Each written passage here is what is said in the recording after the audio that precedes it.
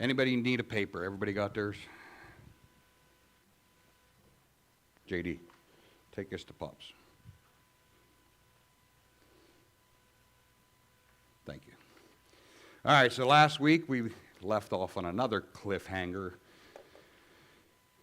Joseph was in jail, interprets the dream of the cupbearer and the baker. Baker's going to hang, cupbearer is going to be restored. And he asked one favor of the cupbearer. What was it? Just remember me. And where we leave off, he had forgotten him already. So far in the story of Joseph, who's the main character? Joseph. Joseph's the main character. Who's the hero of the story? God. It keeps saying how God was faithful and God was steadfast and God's steadfast love towards Joseph. God is the hero even in all the bad times Joseph goes through because he remained with Joseph the whole time. Now, I don't discount Joseph because Joseph has an extraordinary faith that we would kill for. No matter how terrible it got, Joseph never lost faith. I mean, us, if the mail's running 5 minutes late, we can lose faith. But Joseph gets sold into slavery for no other reason than he was arrogant and young. And then he gets thrown into prison because he obeyed the word of God and wouldn't have an affair with Potiphar's wife. So he continues to follow and continues to get beat down at every step. But God is the hero because he remains with him. And that brings us to where we're at in Genesis chapter 41. But who knows the memory verse?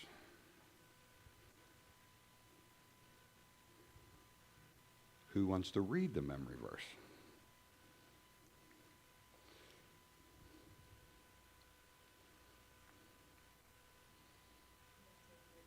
Yeah.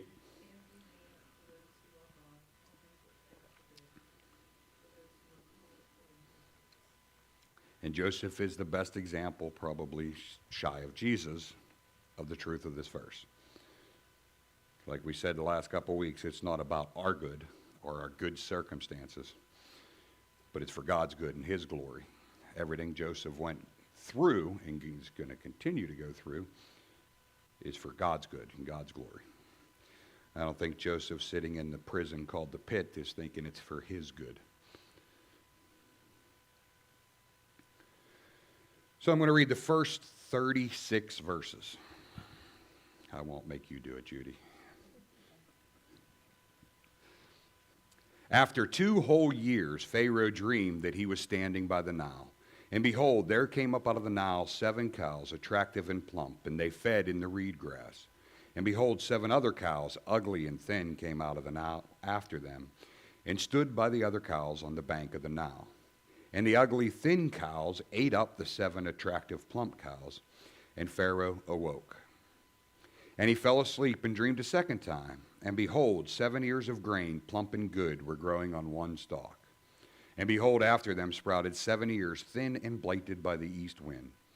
And the thin ears swallowed up the 7 plump, full ears. And Pharaoh awoke, and behold, it was a dream. So in the morning his spirit was troubled, and he sent and he called for all the magicians of Egypt and all its wise men. Pharaoh told him his dreams, but there was none who could interpret them to Pharaoh. Then the chief cupbearer said to Pharaoh, I remember my offense today, when Pharaoh was angry with his servants and put me and the chief baker in custody in the house of the captain of the guard. We dreamed on the same night, he and I, each having a dream with its own interpretation. A young Hebrew was there with us, a servant of the captain of the guard. When we told him, he interpreted our dreams to us, giving an interpretation to each man according to his dream. And as he interpreted it to us, so it came about. I was restored to my office, and the baker was hanged. Then Pharaoh sent and called Joseph, and they quickly brought him out of the pit. And when they had shaved himself and changed his clothes, he came before Pharaoh. And Pharaoh said to Joseph, I have had a dream, and there is no one who can interpret it. I have heard it said of you that when you hear a dream, you can interpret it. Joseph answered Pharaoh, "It is not in me. God will give Pharaoh a favorable answer." Then Pharaoh said to Joseph, "Behold, in my dream I was standing on the banks of the Nile. 7 cows, plump and attractive, came out of the Nile and fed in the reed grass. 7 other cows came up after them, poor and very ugly and thin, so that I have never seen in all the land of Egypt. And the thin, ugly cows ate up the first 7 plump cows. But when they had eaten them, no one would have known they had eaten them, for they were still as ugly as it was in the beginning. Then I awoke. I also saw in my dream 7 ears growing on one stalk, full and good. 7 ears, withered, thin, and blighted by the east wind, sprouted after them. And the thin ears swallowed up the 7 good ears. And I told it to the magicians, but there was no one who could explain it to me. Then Joseph said to Pharaoh, "The dreams of Pharaoh are one. God has revealed to Pharaoh what he is about to do. The 7 good cows are 7 years, and the 7 good ears are 7 years. The dreams are one. The 7 lean and ugly cows that came up after them are 7 years, and the 7 empty ears blighted by the east wind are also 7 years of famine. It is as I told Pharaoh. God has shown to Pharaoh what he is about to do. There will come 7 years of great plenty throughout all the land of Egypt.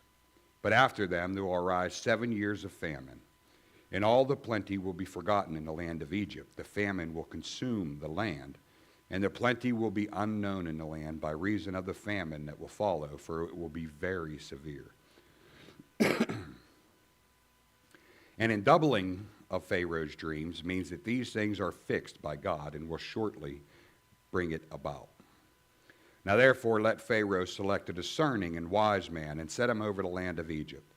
Let Pharaoh proceed to appoint overseers over the land to take 1/5 of the produce of the land of Egypt during the 7 plentiful years. And let them gather all the food of these good years that are coming and store up grain under the authority of Pharaoh for food in the cities, and let them keep it. That food shall be a reserve for the land against the 7 years of famine that are to occur in the land of Egypt, so that the land may not perish through the famine." A lot of stuff there. So how long has Joseph been in prison since we left off? 2 years. Yeah, 2 years from the cupbearer forgetting about him, he spent in prison. What leader received dreams?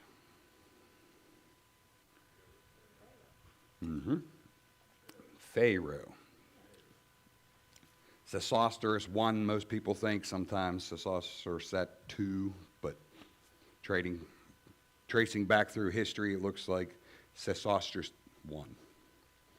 What river is mentioned in the dream? Nile. Why is that important? Okay, we'll get to that. What is the spiritual significance of the Nile? The Egyptians worshipped it as a god.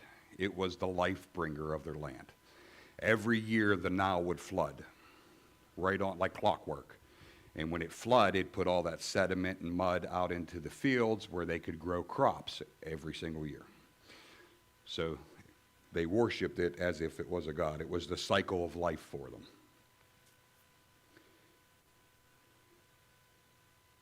Anybody know how ancient Egyptians viewed their Pharaoh? As a god. That'll become very important later in the story. Probably something you've overread like me almost every time you've read this account. So how many dreams does Pharaoh have? 2. Why does that sound familiar? How many dreams Joseph have? I like his answer he gives to Pharaoh about 2 a little later on. Over how many nights did these dreams occur?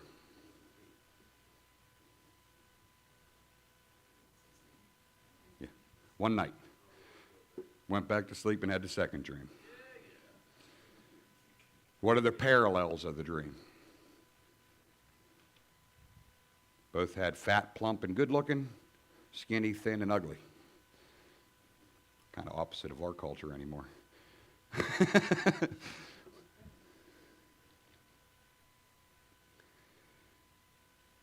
So how was Pharaoh's demeanor in the morning?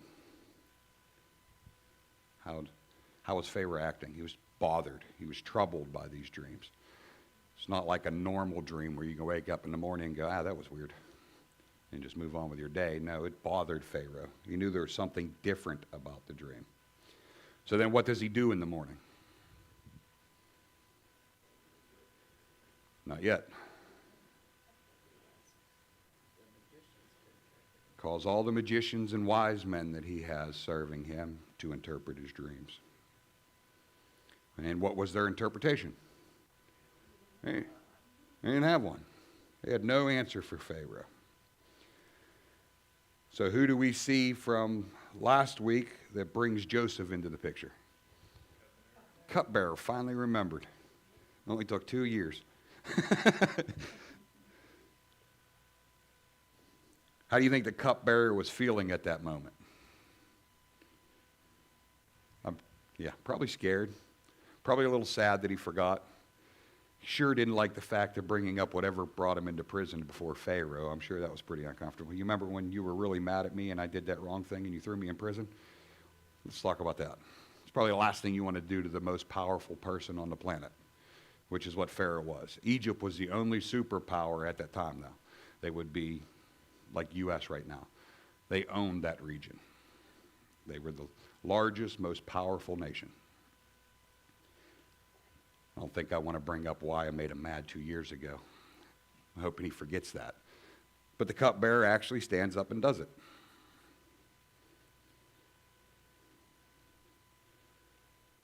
So why was Pharaoh then calling for Joseph? What did the cupbearer tell him? Yeah, I know a guy that can interpret dreams. I know a guy.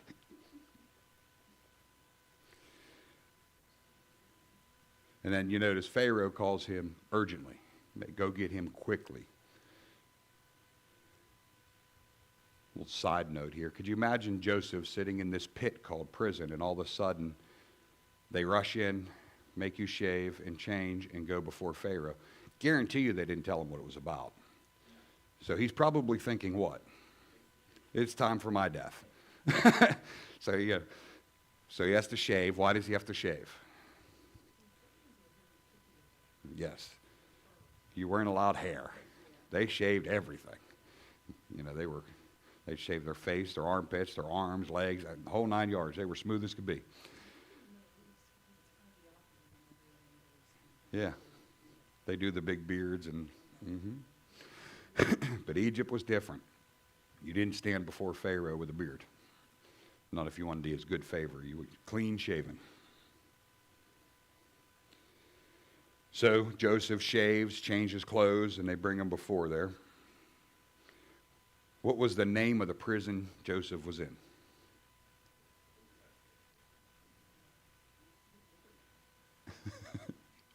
The pit. Yeah, but in this section it says the pit. So it gives you kind of a visual description of the jail he was in. It might have been a high king's prison, but it was not a very nice place. If it's referred to as the pit, it's probably a place you don't want to go. So it was not a nice place where he was. So then Joseph gets brought before Pharaoh, and Pharaoh says, I hear you're the guy that can interpret my dream. What's Joseph's response? Let me give you a piece of advice. If you're pulled before the most powerful person in the world that says you can do something, probably don't argue with him. But Joseph does. No, I'm not that guy. I can't do that. But I know a God who can. That is doubly the wrong thing to say before Pharaoh. Because Pharaoh is considered what? A God. So he's a God that can't interpret dreams. He has people working for him that can't interpret dreams. He brings this 30-year-old Hebrew in here that says, yeah, but I know the real God who can. You want to talk about faith, because that whole sentence right there should have been his execution. Most pharaohs would have just, there's no God higher than me. There's no God that can do anything I can't do.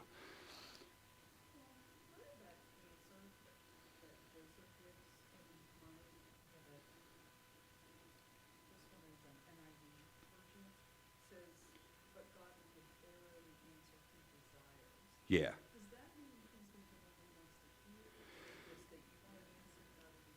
So NIV does answer you desire. ESV does a pleasing answer. Not that the answer you hear will be what you want to hear, but you'll be pleased with the answer because now your dream will be interpreted. It'll be correctly interpreted. So it's not favorable as it's going to be sunshine and rainbows, but you'll be at ease because God will explain to you the dream.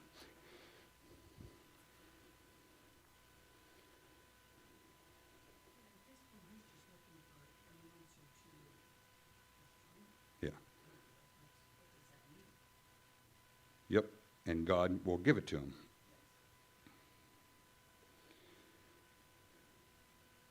Were the dreams distinct or the same? Does Joseph tell Pharaoh? Yep. They're just repeated. Why does God repeat them? What's Joseph tell him why it's repeated?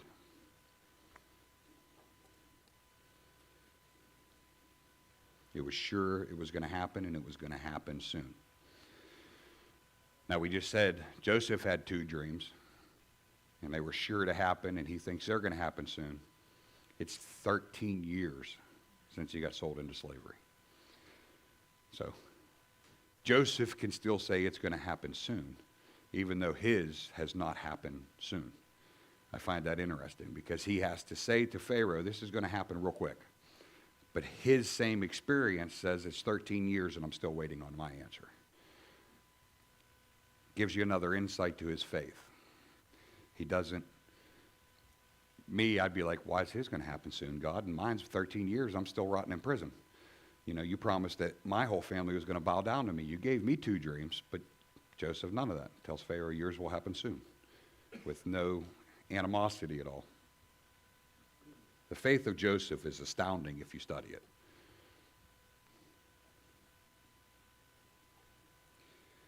So what do the fat cows and the fat ears represent?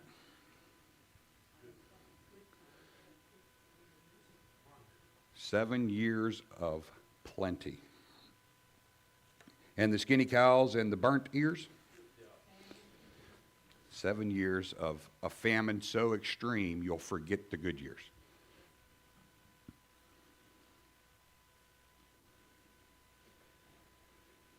Then what's Joseph do after he gives him the interpretation of the dream?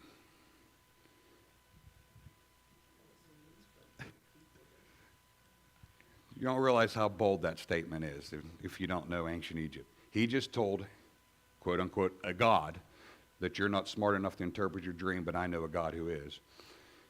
He just told him the interpretation of the dream. Then he goes to tell him, you're not wise enough to do this yourself, so hire somebody that is. And Joseph was still alive. That is astounding, the power of God over time. Because Joseph should have been killed. I mean, all of his phrases here should have been a death sentence. But he just tells the God of Egypt, you're not strong or smart enough, so hire somebody who is. Did Pharaoh even ask for an answer? No, he just wanted to know the dream. He didn't want to know the game plan. So he spoke out of turn, giving him a way to fix it without even being asked. And he lives.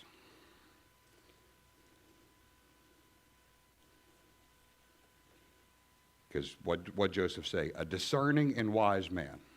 Somebody says that to me, that would be my first thought. So I'm not discerning and wise? I have to hire somebody that's discerning and wise? I mean, isn't that my job as Pharaoh? But Pharaoh doesn't react that way.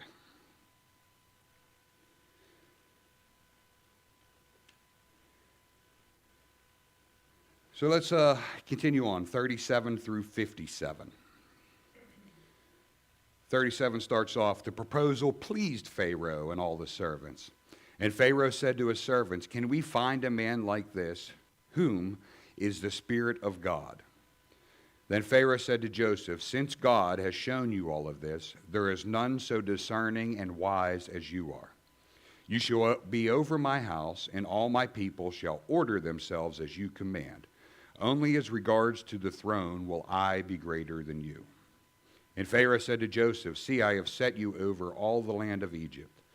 Then Pharaoh took his signet ring from his hand and put it on Joseph, and clothed him in garments of fine linen, and put a gold chain about his neck. And he made him ride in the second chariot, and they called out before him, Bow the knee. Thus he has set him over the land of Egypt. Moreover, Pharaoh said to Joseph, I am Pharaoh, and without your consent no one shall lift up the hand or foot in all the land of Egypt. And Pharaoh called Joseph's name Zaphenath-Paneah, and he gave him in marriage to Asenath, the daughter of Potiphar, priest of On. So Joseph went out over the land of Egypt. Joseph was 30 years old when he entered the service of Pharaoh, king of Egypt. And Joseph went out of the presence of Pharaoh and went throughout all the land of Egypt. During the 7 plentiful years, the earth produced abundantly. And he gathered up the food of the 7 years which occurred in the land of Egypt and put the food in the cities. He put in every city the food from the fields around it. And Joseph stored up grain in great abundance, like the sands of the sea, until he ceased to measure it, for it could not be measured. Before the years of famine came, 2 sons were born to Joseph. Asenath, the daughter of Potiphar's priest, and On bore them to him. Joseph called the name of the firstborn Manasseh, and he said, God has made me forget all my hardship and all my father's house. The name of the second he called Ephraim, for God has made me fruitful in the land of my affliction. The 7 years of plenty that occurred in the land of Egypt came to an end, and the 7 years of famine began to come, as Joseph had said. There was famine in all the lands, but in all the land of Egypt there was bread. When all the land of Egypt was famished, the people cried to Pharaoh for bread. Pharaoh said to the Egyptians, Go to Joseph, what he says to do, do. So when the famine had spread over all the land, Joseph opened up the storehouses and sold to the Egyptians, for the famine was severe in the land of Egypt. Moreover, all the earth came to Egypt to Joseph to buy grain, because the famine was severe over all the earth. So what 2 things did Pharaoh commend Joseph for? What did he say he was good at? Discernment and wisdom. Not the response I would have expected from Pharaoh. Did Pharaoh acknowledge God, or in the Hebrew it's Elohim, in these events? Yeah. Which is astounding to me, because, he thinks he's a god.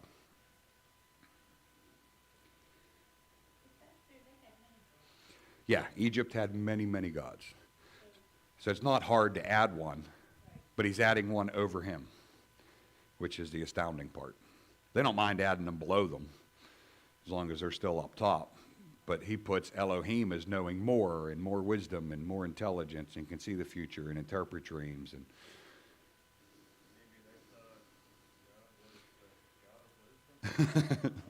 yep.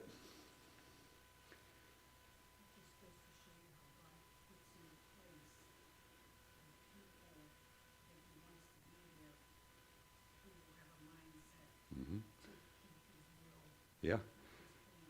And it goes to show you how God will use Exodus for the other part of this example. He opens the eyes of this Pharaoh to be able to see the wisdom that he's giving through a Hebrew that he just met. We get to Exodus with Moses. He hardens that Pharaoh's heart so he doesn't see and does exactly what God's will is. So he controls even the thoughts and movements of people that think they are kings, rulers, gods. This account rivals the account in Daniel. So I'm going to read Daniel 4, 8, and 9, 5, 10 through 12. At last Daniel came in before me, he who was named Belshazzar, after the name of my God, and in whom the spirit of the holy gods. And I told him the dream, saying, O Belshazzar, chief of the magicians, because I know that the spirits of the holy God is in you, and that no mystery is too difficult for you. Tell me the visions of my dream that I saw and their interpretation. And in 5, 10, and 11, the queen, because of the words of the king and his lords came into the banquet hall, and the queen declared, O king, live forever. Let not your thoughts alarm you, or your color change. There is a man in the kingdom in whom is the spirit of the holy gods. In the days of your father, light and understanding and wisdom, like the wisdom of the gods, were found in him. And King Nebuchadnezzar, your father the king, made him chief of the magicians, enchanters, Chaldeans, and astrologers. Because an excellent spirit, knowledge, and understanding to interpret dreams, explain riddles, and solve problems were found in this Daniel, whom the king named Belshazzar. Now let Daniel be called, and he will show you the interpretation. So how does Daniel's account reflect Joseph's? They're both said to have this wisdom, this spirit of gods. They usually use the plural because their cultures believed in plural, but they had the spirit of God in them.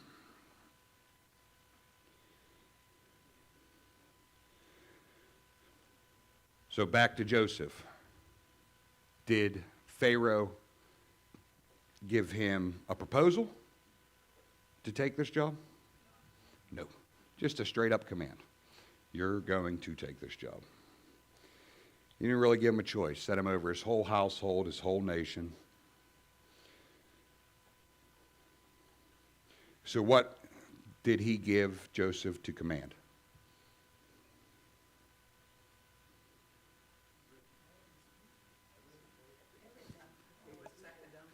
All of Egypt. Pretty much like Potiphar's house. The only thing he couldn't control is what Pharaoh ate for dinner. How did he signify that authority for Joseph? Signet ring. Put him in the second chariot and made the whole nation bow to him.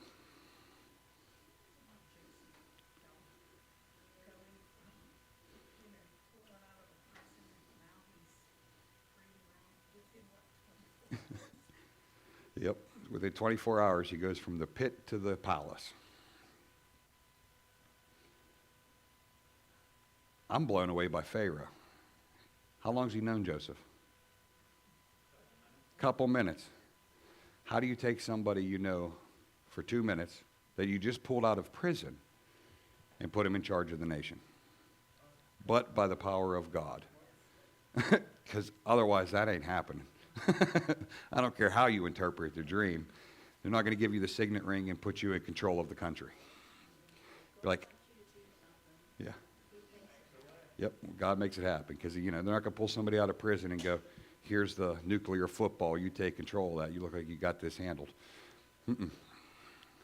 But when God's at work, it does.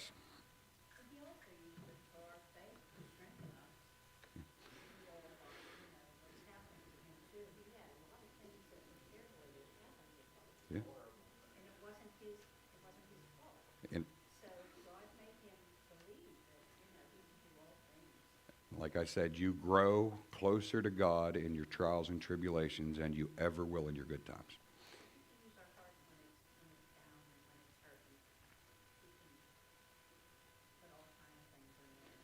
Yep.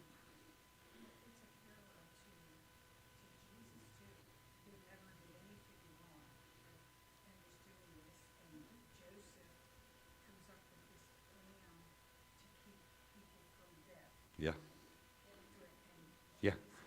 The whole world. Yep. And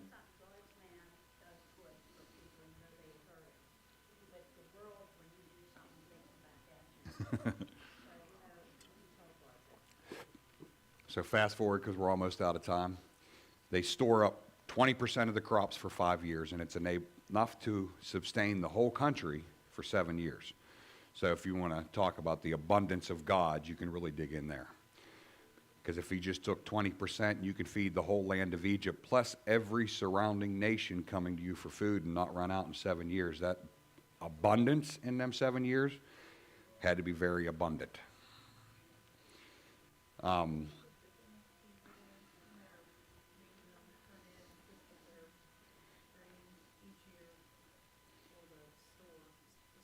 then charging. Looks like that, but we pay taxes and Social Security, and then we pay tax when we get our Social Security. I think it's just a government thing to do. They're always double dipping. You figure, you pay tax on your paycheck, then you go to the store and pay tax, and then you pay taxes at the end of the year, and the money that you save for retirement gets taxed. And by the time you're done, it's taxed 15 times. Same way back then. But if you think Pharaoh like now, finish reading chapter 47 or whatever we're in here, and tell me how much he likes him at the end of the famine. At the end of the famine, he owns every piece of property and every human being in Egypt. Shy the priests, because the priests got a daily allotment of bread. Everybody else sold themselves to Pharaoh. So when Joseph was done, Pharaoh owned it all. Pharaoh really likes him at the end of 7 years. He was the most powerful. Now he's even more powerful. It's crazy.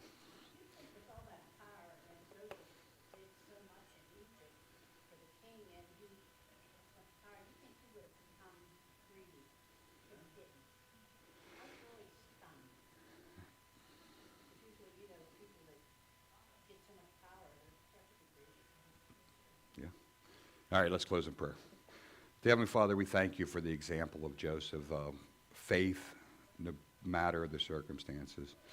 Obedience, no matter what's going on around you. Being able to stay centered in you, regardless of our situation. Lord, I pray that as we study Joseph more and more, we can emulate him more and more. And in turn, be more Christ-like, that he's an example pointing forward to. Pray this in Jesus' name. Amen.